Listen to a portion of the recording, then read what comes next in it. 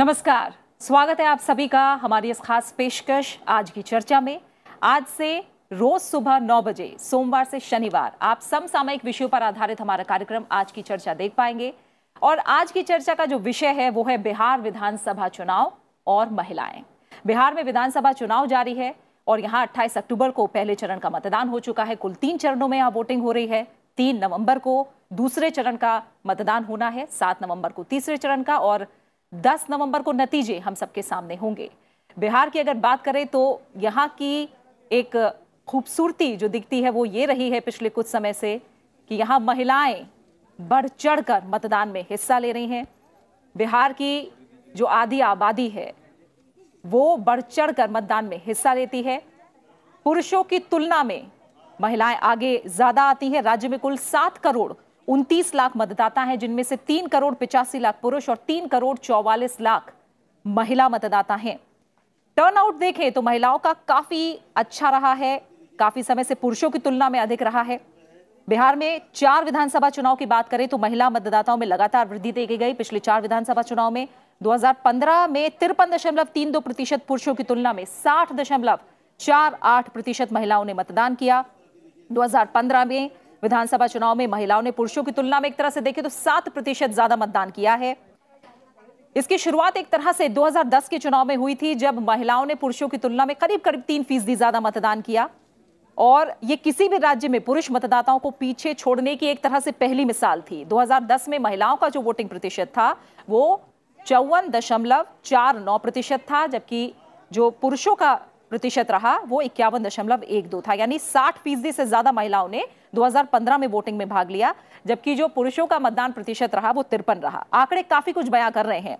मतदान प्रतिशत कुल मिलाकर अगर देखें तो 2010 में 52 से ज्यादा था, जबकि 2015 में 56 से ज्यादा था। और महिलाओं ने कुल औसत मतदान से ज्यादा उत्साह इन चुनाव में दिखाया। ऐसे में तमाम ऐसे सवाल हैं जो खड़े होते हैं, जब महिलाएं इतना बढ़ चढ़कर मतदान में बिहार में हिस्सा ले रही हैं तो आखिर वो क्या सोचकर घर से बाहर निकल रही हैं? क्या ऐसे उनके मुद्दे हैं जिन्हें जहन में रखकर वो वोट दे रही हैं? आखिर जो महिला हैं उनकी भूमिका कितनी अहम है बिहार विधानसभा के इस बार के चुनाव में? पार्टियां क्या बिहार में महिलाओं को उस तरह का प्रतिनिधित्व दे रही हैं जितनी उन्हें जरूरत है, जितना मिलना चाहिए? अगर नहीं तो इसके पीछे वजह क्या है? क्या बड़े कदम महिलाओं के लिए उठाए गए हैं और क्या कुछ किया जाना अभी भी बड़ी चुनौती के रूप में दिखाई दे रहा है? और इन्हीं सब पहलुओं पर चर्चा के लिए 2 खास मेहमान हमारे साथ जुड़े हुए हैं। हमारे साथ है 5 जन के संपादक हितेश शंकर जी और साथ ही हमारे साथ हैं वरिष्ठ पत्रकार संजय सिंह जी। आप दोनों मेहमानों का बहुत बहुत स्वागत है हमारे इस खास कार्यक्रम में। हितेश जी, अगर पहले आपसे शुरुआत करूं तो हम देख रहे हैं पिछले लगभग 4 विधानसभा चुनाव में महिला मतदाताओं में लगातार वृद्धि देखी गई, उनके प्रतिशत में लगातार वृद्धि देखी गई। क्या वजह इसके पीछे नजर आपको आती है? महिलाओं के उस उत्साह के पीछे क्या कारण रहा है? देखिए, इसे 2 हिस्सों से देखना चाहिए। हम इसे जनरलाइज नहीं कर सकते। महिलाओं के उत्साह के तौर पर, मतदाताओं के तौर पर बिहार की महिलाओं ने 2010 में मैं कहता हूं कि एक मिसाल कायम की थी पूरे देश के लिए, जहां पर महिलाओं का मत प्रतिशत पुरुषों से आगे था। वो 3% की एक बढ़त थी जो आगे चल के 7% तक पिछले चुनावों में दिखाई दी। ये पूरे देश के लिए मिसाल थी कि एक जागरूकता सभी मुद्दों पर महिलाओं की भी वैसी हो सकती है, निर्णय क्षमता में उनकी, निर्णय प्रक्रिया में उनकी भागीदारी बढ़ चढ़कर रह सकती है, वो कहीं पीछे नहीं है। परंतु इसके साथ ही बिहार में ये भी देखने की बात है कि अभी जो 243 सीटें हैं, इसमें से कुल महिलाओं को टिकट देने वाली जो बात है वो कुल 24 टिकट मिले हैं। तो मतदान में तो महिलाओं का वोट चाहिए, मगर टिकट देने में आनाकानी या कोताही ये सभी राजनीतिक दलों की तरफ से दिखाई देता है। अभी भागीदारी अगर हम कहें, उसमें भी दूसरी चिंता जो आती है कि वो डमी कैंडिडेट के तौर पर महिला को इस्तेमाल करना। मतलब जैसे हम पंचायत के चुनावों में देखते थे, सरपंच का पति कोई एक होता है, वो सारे काम करता है। इसी तरह से बड़ी जो देश की चौपाल हम कह सकते हैं, विधानसभाएं हैं, लोकसभाएं हैं, तो विधानसभाओं में खास तौर से ये दिखाई देता है कि डमी कैंडिडेट की तरह से उनका इस्तेमाल करना। तो मेरा ये मानना है कि भागीदारी जिस तरह से मतदान में महिलाओं का भागीदारी बढ़ी है, उसी तरह से ईमानदारी से राजनीतिक दलों को भी महिला नेतृत्व को उभारने की गंभीर प्रयास करने चाहिए। बिल्कुल, अभी बिल्कुल। बिहार में भागीदारी के दृष्टि से तो दिखाई देता है मतदान में, मगर नेतृत्व उतना, महिला नेतृत्व वैसा उभरा नहीं है। और विडंबना ही कहेंगे कि खुद लालू जी का परिवार जो है उसमें अच्छी पढ़ी लिखी महिलाएं हैं, उनके परिवार में उनकी बेटियां पढ़ी लिखी हैं, परंतु उन्होंने नेतृत्व उभारने में वो जो दोनों पुत्रों को आगे किया, उनकी शिक्षा, निर्णय क्षमता, इस पर सवाल उठते रहे। मैं किसी की कमी और तुलना की बात नहीं कर रहा, मगर आपके पास यदि महिला विकल्प अच्छा है तो परिवार में भी किसी एक को ही चिन्हित करना, लड़का ही ये सब करेगा, ये पुरानी सामंती मानसिकता दिखाता है। ऐसा लोग चर्चा भी कर रहे हैं और ऐसा दिखाई भी दे रहा है बिहार में। बिल्कुल बिल्कुल। रिप्रेजेंटेशन और जो आप टिकट वितरण की बात कर रहे हैं, इस पर भी हम और विस्तार से बात करेंगे कि आखिर क्या वो वजह हैं जो पार्टियों को रोकती हैं महिलाओं को ज़्यादा उम्मीदवारी के टिकट देने से। इस पर भी हम आएंगे। संजय जी, आप थोड़ा सा और समझाइए। कोई ना कोई वजह तो है, भूमिका बहुत अहम मानी जाती है और बिहार चुनाव में खासकर महिलाओं की भूमिका काफ़ी अहम मानी जाती है सरकार को बनाने को लेकर। और कुल वोटिंग प्रतिशत जो हमें दिखाता है वो ज़्यादा उत्साह दिखाता रहा है बिहार में महिला मतदाताओं की अगर बात करें। क्या हम ये कह सकते हैं कि इससे वो मिथक भी टूटता रहा है? कहा जाता था कि जो पढ़ी लिखी और ज़्यादा शिक्षित महिलाएं हैं वही सरकार बनाने में ज़्यादा भूमिका निभाती हैं, एक तरह से उनकी भागीदारी चुनाव में ज़्यादा होती। कहीं ना कहीं वो मिथक भी बिहार के उसमें टूटा, और आप इसके पीछे क्या वजह देखते हैं महिलाओं की ज़्यादा हिस्सेदारी के पीछे? देखिए, पहली चीज तो मिथक पे, ये मिथक बनाता कौन है? ये मिथक वही लोग बनाते हैं जो कहीं टीवी पे चर्चा में आते हैं, या कहीं कोई कॉलम लिखते हैं, या कहीं अब सोशल मीडिया के अन्य माध्यम पे जाके किसी चर्चा परिचर्चा में भाग लेते हैं, या सेमिनार में बोलते हैं, किसी और डायस से बोलते हैं। वो बोलने वाले वही लोग हैं। तो मैं ये नहीं मानता कि सरकार बनाने में मतलब जो पढ़ी लिखे लोग महिलाएं हैं उनका योगदान है, या किसी भी, अगर आप चाहे अपर, देखिए अगर आप वोटिंग पैटर्न जनरल भी देखेंगे तो जो उस तरह के जिनको हम पॉश कॉलोनीज कहते हैं, या जो अपस्केल एरियाज हैं, सोसाइटीज हैं, वहां पोलिंग परसेंटेज कम होता है, और जैसे नीचे आप चलते चले जाएंगे वहां पोलिंग परसेंट बढ़ता है। बच गई महिलाओं के अधिकतर भागीदारी की बात, वो वोटिंग में आने की बात। इसको एक दूसरे नजरिए से भी देखना चाहिए। देखिए, मैं ये देखता हूं, मैंने अपने फील्ड रिपोर्टिंग में ये अनुभव किया है कि जब महिलाएं वोट डालने जाती हैं ना, और आप भी उस चीज को देखती होंगी, वो एक सेंस ऑफ एम्पावरमेंट फील करती हैं। उनको लगता है कि हमारा कोई कार्य जो है एक अहम और निर्णायक भूमिका निभाने जा रहा है, क्योंकि हमारे जो सोसाइटी का स्ट्रक्चर है उसमें महिलाओं को अक्सर दबा करके रखा जाता है। घर में कई बार उनकी बात नहीं सुनी जाती, तो एक मौका उनके सामने होता है। और आप देखिएगा, वो लोग ग्रुप में कई बार जाते हैं और अच्छे सज धज के जाते हैं, तैयार होकर के जाते हैं और पूरी तैयारी के साथ जाते हैं, और कभी भी उनको किसी माइक के सामने, कैमरे के सामने बोलने का मौका मिलता है तो बहुत मुखर रूप से और बहुत स्पष्ट आर्टिकुलेशन का लेवल आप उनका देखिए, बहुत क्लियर होता है। तो उनके लिए एक वो फेस्टिवल है जिस दिन वो अपने स्वयं, किसी की पत्नी नहीं, किसी की माँ नहीं, वो स्वयं जो महिला है वो वहां पे जाती है। और हमने ये भी देखा है कि उनका जो वोटिंग प्रेफरेंस है, हालांकि सीक्रेट बैलेट होता है, लेकिन उसके बाद की प्रक्रिया या उसके पहले की प्रक्रिया से आप अंदाजा लगाते हैं कि उनका जो वोटिंग पैटर्न है वो नेसेसरली उनके फैमिली एल्डर या फैमिली हेड के साथ मैच नहीं करता है। वो अपना वोट अपने हिसाब से भी ज्यादातर समय में, और जैसे जैसे समय बढ़ता जा रहा है उस तरह से वो डिसाइड करती है। बिहार देखिए, राजनीति के कई क्षेत्रों में अग्रणी हो रहा है। तो जो चीज है इस समय में वो ये है कि महिलाएं, और इस चुनाव में भी जो आपने कहा कि उनकी ज्यादा भागीदारी हुई है वोटिंग के समय में, मैं ये मानता हूं कि उसके पीछे वो जो सेंस ऑफ एम्पावरमेंट है ना, वो एक चीज और से डिराइव हो रहा है। बिहार में 2005 में एक संशोधन आया, वो भारतीय संविधान के उसके तहत, जिसमें 50% महिलाओं को आरक्षण दिया गया। तो 1.25 से 1.5 लाख महिलाएं हर समय पंचायत में चुन करके आती है। जो हितेश जी कह रहे थे कि डमी कैंडिडेट, शुरू में वो डमी होती थी, लेकिन धीरे धीरे धीरे धीरे धीरे धीरे एक बड़ी अच्छी सीरियल उसमें पंचायत है, वो देखिएगा वो महिला कैसे वो डमी होते होते अंत में वो अपने स्वरूप में आ जाती है। तो ये जो प्रक्रिया है, बिहार ने राजनीति का जो मोड़ है, राजनीतिक मोड़ है, उसमें कई बार अग्रणी भूमिका निभाई है। और इसमें भी मुझे लगता है कि ये एक पहल जो है वो चुनाव और चुनाव के नतीजों के बाद भी चर्चा में रहे। बिल्कुल, हम ये भी जानेंगे कि क्या ऐसी पहल रही है जिनकी वजह से महिलाओं की सोच में बदलाव आता दिख रहा है।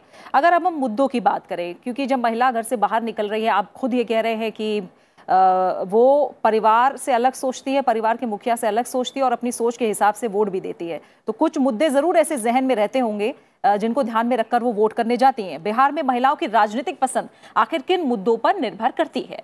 बड़े तौर पर अगर हम मुद्दों की बात करें तो 5 बड़े मुद्दे जो महिलाओं के दिखते हैं वो है महिलाओं की सुरक्षा, उनकी शिक्षा, रोजगार के समान अवसर, स्वास्थ्य और पोषण, ये भी एक बड़ा मुद्दा है, और साथ ही घरेलू हिंसा।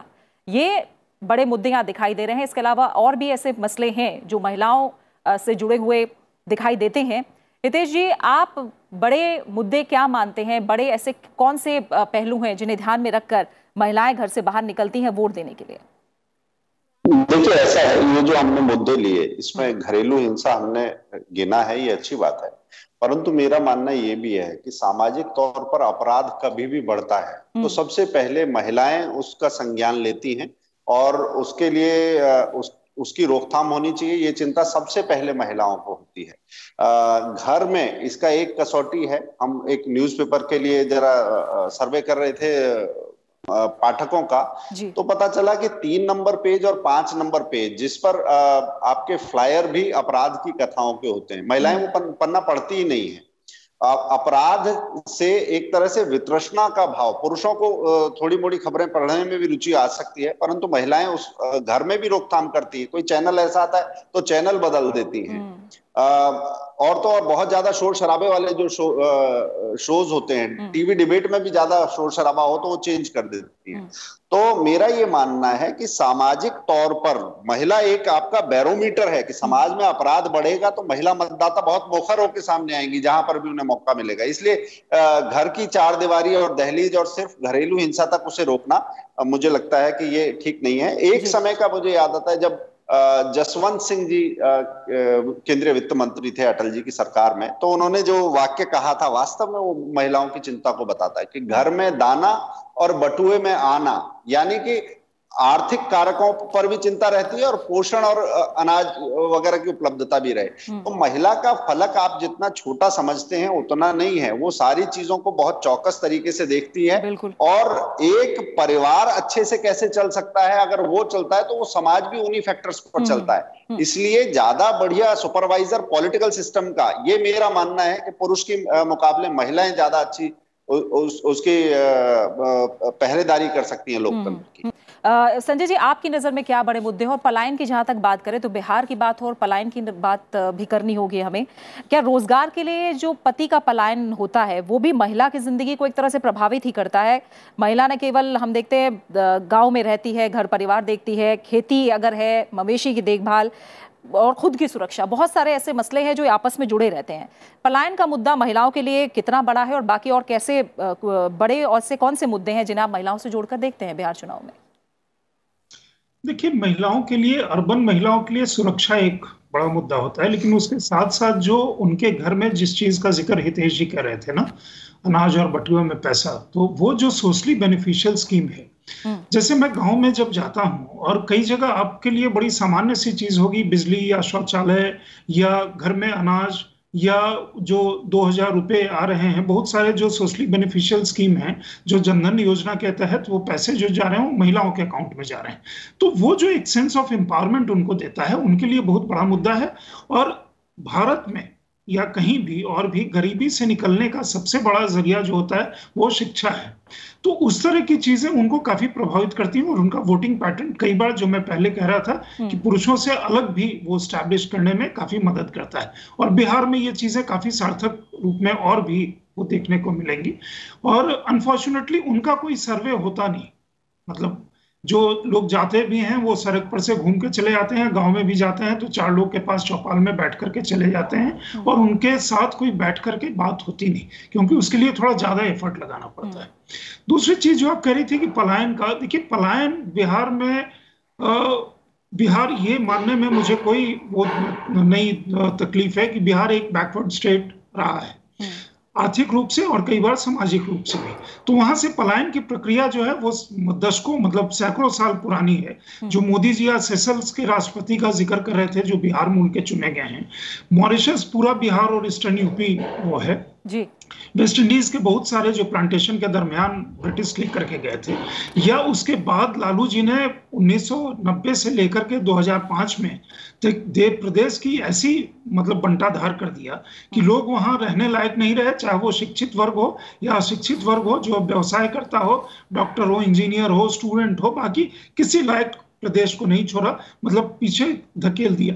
तो जो महिलाएं जब बाहर जाती हैं, आप जिनका मतलब कामकाजी लोग का वो कर रहे हैं, जो वेज अर्नर्स हैं, जब वो बाहर जाती हैं तो बिहार में नहीं तमाम जगहों पे, या जब रहते भी हैं तो बहुत सारे आपको वो जो सोशल इंडाइसेस है वो बताती हैं कि वो ज्यादा सघन रूप से काम करती हैं परिवार को चलाने के लिए।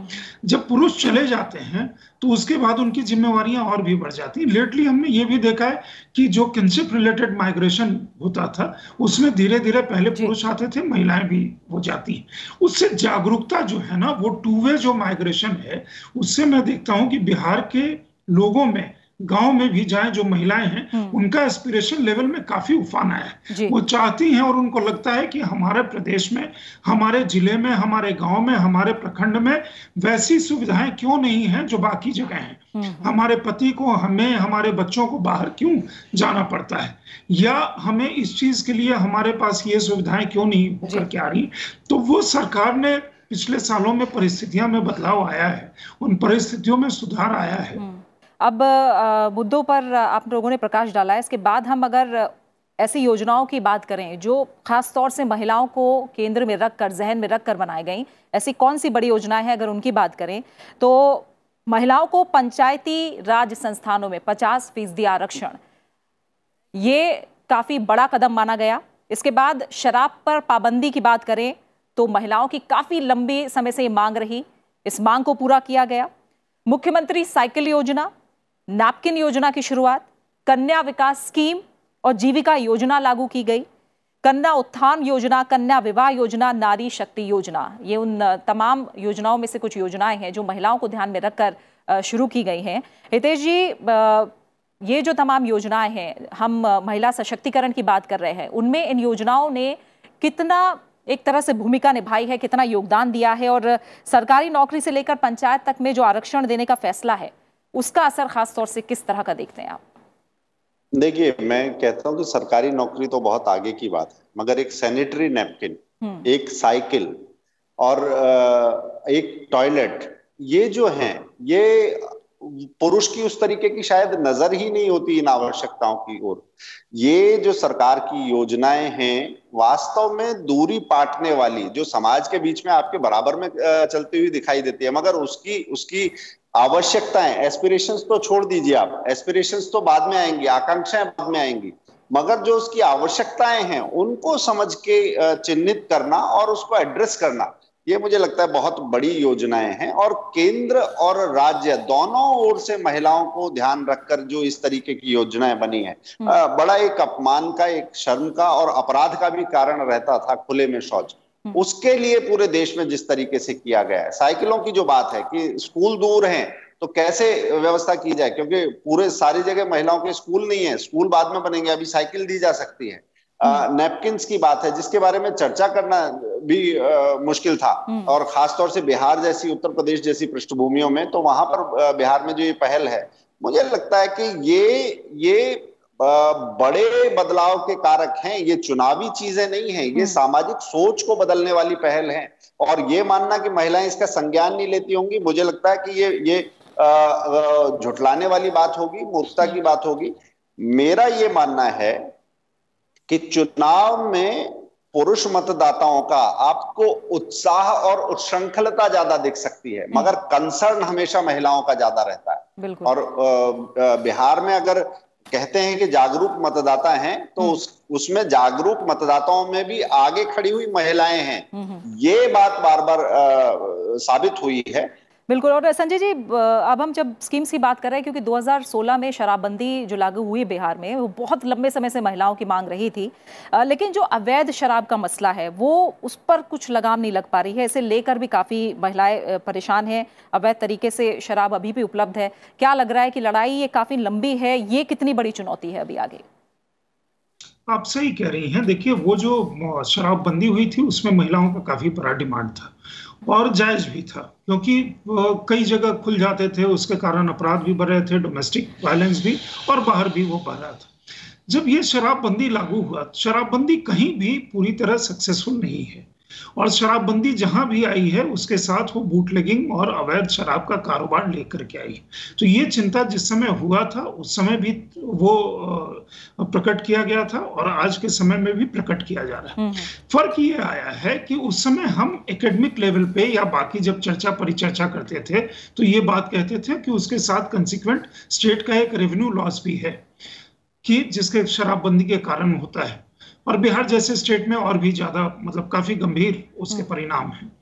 लेकिन उसका जो दूसरा साइड निकल करके आया है कि कई जगह घर के खर्चे जो नशेरी हैं वो येन केन प्रकारेण उसको उपलब्ध कर रहे हैं, और साथ में जो समस्याएं हैं जो वहां पे महिलाओं की नाराजगी है, ये कैसे एड्रेस होगा ये इस समय में कहना मुश्किल है। क्या ये चुनाव में उतना बड़ा इशू होगा? शायद नहीं, क्योंकि वो देखिए, पहला स्टेप तो ये है कि वो हुई, दूसरा स्टेप है कि क्या उसे कैसे कंट्रोल किया जा सकता है, तीसरा ये शायद सरकार को किसी समय में रिव्यू करने की भी आवश्यकता है कि अगर बूटलेगिंग हो रही है, आपका रेवेन्यू लॉस हो रहा है, करप्शन हो रही है पुलिस फोर्स में या बाकी चीज में, और चूहे जो हैं हजारों बॉटल शराब पी जा रहे हैं, तो क्या वो प्रक्रिया रिव्यू की जानी चाहिए और ज्यादा बेहतर व्यवस्था लानी चाहिए जिसमें वो रेगुलेट हो सके। तो मुझे लगता है ये जो कंसर्न है वो है। बाकी जो हितेश जी जिस बात का जिक्र कर रहे थे, मैं उससे पूरी तरह वो सहमत हूं। अब आते हैं अगर हम प्रतिनिधित्व को लेकर, क्योंकि बड़ी भूमिका सरकार बनाने में महिलाएं बिहार की जरूर निभा रही हैं, लेकिन उस तरह का प्रतिनिधित्व उन्हें क्यों नहीं मिल पा रहा है? प्रतिनिधित्व को लेकर अगर बात करें तो बिहार महिला प्रतिनिधि चुनने के मामले में उदासीन रहा है। 1957 में अगर एक तरह से आंकड़ों के जरिए समझे तो 30 महिला विधायक के रूप में चुनी गई थी 1957 में। 1962 में 25 महिला विधायक चुनकर विधानसभा पहुंची, और लगातार देखें तो बिहार में महिलाओं का कम प्रतिनिधित्व देखने को मिला है। इसके बाद अगर हम देखें तो सन 2000 की बात करें तो 19 महिलाएं थीं जो चुनकर विधानसभा पहुंची। 2005 में 25 महिलाएं, इसके आगे बढ़ते हुए 2010 में 34 महिलाएं और 2015 में 28 महिलाएं विधानसभा पहुंची। सबसे अधिक अगर देखें तो 2010 में 34 महिला विधायक 2010 में विधानसभा पहुंची थी। टिकट देने की अगर बात करें, कौन सा दल कितनी महिलाओं को चुनाव लड़ने के लिए अपना उम्मीदवार बना रहा है, अगर इसकी हम बात करें तो जेडीयू ने 115 में से 22 महिलाओं को टिकट दिया हुआ है। बीजेपी ने 110 में से 13 महिलाओं को टिकट दिए हैं चुनाव में। एलजेपी ने 143 में से 18 महिलाओं को टिकट दिए हैं। आरजेडी ने 144 में से 16, और कांग्रेस की अगर बात करें तो 70 सीटों में से उसने 7 सीटों पर महिला उम्मीदवारों को उतारा है। हितेश जी, सभी पार्टियां लैंगिक समानता के दावे करती हैं, और शुरुआत ही आपने रिप्रेजेंटेशन को लेकर करी थी कि ये बड़ी चुनौती है, लेकिन अब टिकट देने की जो प्रक्रिया हम देखते हैं, नजर यही आता है कि बहुत कम प्रतिनिधित्व उन्हें मिल रहा है। क्या वजह है जो पार्टियों को महिलाओं को टिकट देने से रोकती है? देखिए, मुझे लगता है ये मानसिकता जो है ना पार्टियों पर, अभी सभी पार्टियों का हमने आंकड़े देखे, और मुझे लगता है किसी भी पार्टी की ओर से पर्याप्त महिला प्रतिनिधित्व तो नहीं दिखता। परंतु इसमें भी खासकर कांग्रेस की अगर बात करें कि 70 में से 7 के लिए ही आप देंगे, 10%, सबसे कम अगर किसी ने दिया है, और ये वो पार्टी है जिसकी कमान महिला के हाथ में रही है, सोनिया जी के हाथ में रही है। मगर वहां पर भी पुरुष को आगे बढ़ाने की जो बात रहती है, अगर ऐसा ही होता तो प्रियंका पहले आती, राहुल को कमान नहीं दी जाती। ये वही है जो सोच राबड़ी जी की हो सकती है, लालू जी की हो सकती है, सोनिया जी की भी वही सोच है। तो ये कहना कि महिलाओं के मुद्दे पर कुछ लोग प्रगतिशील सोच रखते हैं, कुछ कंजर्वेटिव रखते हैं, यहाँ तो ये विडंबना ज्यादा दिखती है कि जो प्रगतिशीलता का दम भरते हैं वो वास्तव में ज्यादा कंजर्वेटिव है और महिलाओं के लिए अन्याय है। दूसरी बात मेरा ये कहना है कि महिलाएं जितनी भी आती हैं, अगर आप डिबेट सुने, बाकी सब चीजें सुने, उनकी बात में एक सार रहता है। बहस बहस और खाली बात काटने के लिए बात करना ऐसा नहीं रहता है। इसलिए जितना ये रिप्रेजेंटेशन बढ़ेगा उतना ही सदन से भी सकारात्मकता का प्रभाव होगा। आप देखेंगे कि नीतिगत कामों में भी गति आएगी। इसलिए राजनीतिक पार्टियों को इसके बारे में निश्चित ही सोचना चाहिए। दूसरा, जो हमने कहा था कि एक डमी कैंडिडेचर जो होता है, एक दिखावे का प्रतिनिधित्व उसके लिए खड़ा करना, मगर अब उसके आगे की बात चली गई है। जैसे पंचायतों में असर्ट करके महिलाएं अब निर्णय लेने लगी।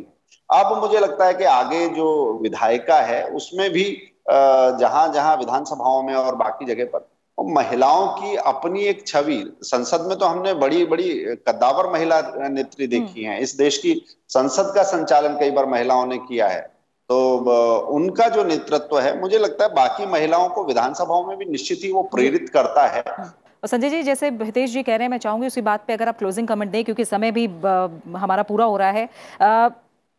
उम्मीद थी कि इस बार स्थिति बेहतर होगी, लेकिन महिलाओं के हिस्से में गिनती की ही टिकट आया, और ज्यादातर उन महिलाओं के हिस्से जिनके या तो पॉलिटिकल या बाहुबली कनेक्शन है। बड़े नाम अगर हम देखें एक तरह से जो महिलाओं के हैं इस बार चुनाव में, जम्मू से शेरसी सिंह बीजेपी की, सीतामढ़ी से आरजेडी की उम्मीदवार ऋतु जायसवाल, मधेपुरा की बिहारीगंज सीट से शरद यादव की बेटी सुभाषिनी यादव, और प्लूरल्स दल बनाकर सामने आई पुष्पम प्रिया। क्या लग रहा है जो नाम आप देख रहे हैं, कितना बदलाव आने की उम्मीद दिख रही है? क्या ये युवा नाम जो है वो प्रेरक साबित होंगे आगे जाके? देखिए, महिलाओं की भागीदारी ज्यादा होनी चाहिए, इसमें कोई शक नहीं है। बिहार में 50% पंचायत में रिजर्वेशन है, जो मैंने आपको पहले कहा। लगभग 1.25 लाख महिलाएं प्रतिनिधित्व कर रही हैं। बाकी जो ब्रॉडर एस्पेक्ट है कि पूरी बराबर की भागीदारी क्यों नहीं होती और महिलाओं को इतना संसद में होना चाहिए, उस पर मेरे विचार थोड़े से भिन्न हैं। वो शायद आपको थोड़ा इनकॉन्ग्रुएंट भी लगे। यूपीए के शासनकाल में अगर आप याद कीजिए, राष्ट्रपति महिला, यूपीए चेयरपर्सन महिला, लोकसभा अध्यक्ष महिला। क्या महिलाओं का के लिए बहुत कल्याणकारी वो युग रहा? ये कोई भी उस चीज को निकाल करके देख ले। बिहार में राबड़ी देवी मुख्यमंत्री रही और लंबे समय रही। वो किस तरह की जिसडमी की बात कर रहे थे हितेश जी, लेकिन फैक्ट ये है कि वो मुख्यमंत्री रही और लंबे समय 15 साल लालू और राबड़ी के बीच में रहा। पहले मिसा भारती चुनाव के मैदान में आई। मिसा भारती पहले लीड करना चाहती थी, मिसा भारती फेल हो गई। चुनाव दर चुनाव मिसा भारती फेल हो गई। उन्होंने जो पढ़ाई करी वो डॉक्टर हैं, लेकिन आज तक उन्होंने किसी मरीज को देखा हो ये पता नहीं है मुझे। तो ये जो चीज है, और महिलाएं ही अगर वहां जाएंगी, उनकी भागीदारी होनी चाहिए, अच्छी होनी चाहिए, लेकिन क्या वही उस चर्चा को कर सकती हैं जो दूसरे लोग नहीं कर सकते? दूसरी बात यह है कि अगर मान लीजिए चुनाव जो है विधानसभा या लोकसभा का चुनाव, कई बार विनेबिलिटी कोई पार्टी सिर्फ इस नाम पे कि हमें महिला कोटा देना है, तो कोटे के हिसाब से बहुत सारी चीजें चलती हैं। कोटे के हिसाब से टिकट का भी जातिगत डिस्ट्रीब्यूशन होता है, फिर उसके खिलाफ हम क्यों होते हैं? कोटे के हिसाब से मंत्री पद भी बांटे जाते हैं, फिर उसके खिलाफ हम क्यों होते हैं कि कोटे की बात हो? कोटे के हिसाब से और भी बहुत सारी चीजें चल रही हैं। तो सिर्फ कोटा मान करके देना, मुझे लगता है कि महिलाओं का सशक्तिकरण जब नीचे से होगा, बाकी जगहों से होगा, तो उतनी महिलाएं आएंगी। उतनी महिलाएं कार्यकर्ता नहीं है जितने पुरुष कार्यकर्ता हैं। तो ये कई चीजें हमें देखने वाली चीज होगी। उसके बाद शायद हम डिबेट को सार्थक रूप में, बिल्कुल जैसा बता रहे हैं कि एक तरफ हर राजनीतिक दल के उम्मीदवार की सूची अगर देखें तो कास्ट जो फैक्टर है वो दिखाई देता है। तमाम अलग अलग जातियां हैं, उनको सही प्रतिनिधित्व मिल रहा है या नहीं मिल रहा है दिखाई देता है। लेकिन पार्टियों में अब भी महिलाओं को उचित प्रतिनिधित्व देने में जो दलों का रवैया है वो क्यों इतना उदासीन है, भेदभाव वाला है, इस पर जरूर विचार की मंथन की जरूरत है। फिलहाल आप दोनों मेहमानों का इस चर्चा में शामिल होने के लिए बहुत बहुत शुक्रिया। हितेश जी आपका बहुत बहुत शुक्रिया, संजय जी आपका भी बहुत बहुत शुक्रिया इस कार्यक्रम में शामिल होने के लिए। तो एक तरह से देखें तो देश की जो राजनीति है, बिहार की अहमियत उसमें किसी से छुपी नहीं है। बिहार बदलाव का बड़ा केंद्र है, चाहे उसे महात्मा गांधी के चंपारण सत्याग्रह से जोड़कर देखिए या सम्राट अशोक या फिर गौतम बुद्ध की दृष्टि से देखिए। बिहार ने कई मामलों में दुनिया को राह दिखाई है। अब ये चुनाव भले ही छोटा संदेश दें, लेकिन इस संदेश से भी काफी मायने निकल कर आएंगे। उम्मीद है कि जो भी संदेश इस चुनाव से निकलेगा वो महिलाओं के हक में भी जरूर होगा। इसी के साथ इस कार्यक्रम में फिलहाल इतना ही। आप इस कार्यक्रम को YouTube पर भी देख सकते हैं, अपनी राय और सुझाव हमारे साथ साझा कर सकते हैं। फिलहाल आज की चर्चा में इतना ही। नमस्कार।